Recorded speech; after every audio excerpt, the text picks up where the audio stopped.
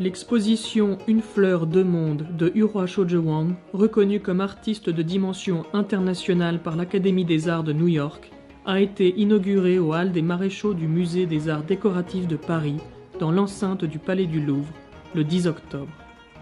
L'exposition a été conçue par Aude de Queiroz, artiste et critique d'art. Le vernissage a attiré de très nombreux amateurs et spécialistes du milieu de l'art, dont M. Faure, président de l'Académie internationale de peinture à l'encre, M. Bellec, conservateur au musée Cernouchi, Mme Carrard, directrice de l'École supérieure d'enseignement de l'art EAC, Mme Baldi, direction des éditions du Centre Georges Pompidou, M. Layet, créateur de la revue ORBS, M. Giard, président du syndicat de gémologie, membre de l'Académie des sciences d'outre-mer, ainsi que des journalistes du Figaro et TV5 Monde.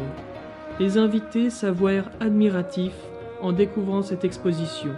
Ils dirent apprécier les œuvres dont le naturel les surprit, en ajoutant que c'est un vrai plaisir des yeux. Une fleur, deux mondes. La fleur, représentation récurrente dans l'œuvre, trahit la source spirituelle de l'artiste américaine née en Chine et invite le spectateur à s'enivrer de ses senteurs poétiques. Deux mondes, l'un botanique, presque matériel, et l'autre symbolique, mais également un monde dédoublé au croisement des cultures orientales et occidentales. Par cet univers fleuri, Urhua démontre sa maîtrise des techniques traditionnelles, y ajoutant une sensibilité étonnamment moderne. La fleur, en s'ouvrant, donne accès à son imaginaire, voire à son âme, offrant un univers serein dont nos vies pressées nous privent. La pensée bouddhiste sous-tend ce merveilleux travail, invitation au partage et au dialogue. Le recours à la peinture traditionnelle à l'encre pour ses créations contemporaines permet de lier des époques et des dimensions fondamentalement différentes. Cette invitation au partage et au dialogue est clairement la volonté de l'artiste installé à Los Angeles et qui a choisi de revenir dans le Vieux Monde, Paris, pour cette exposition.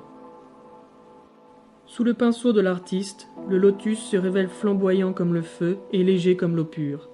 La montagne dévoile à la fois sa majesté et sa douceur qui, toutes deux mêlées, touchent notre sensibilité.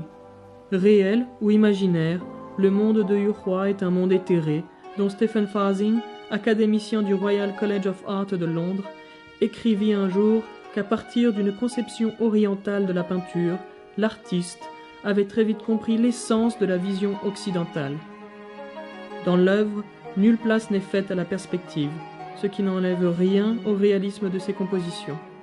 Comme l'écrit Aude de Queiroz, la peinture à l'encre n'est pas seulement un savoir-faire, elle est aussi un savoir-être. La voix de Urhua est intemporelle. Elle s'exprime en trois mots, un unique trait de pinceau, jaillit du cœur, il est souffle de vie, il accomplit l'œuvre.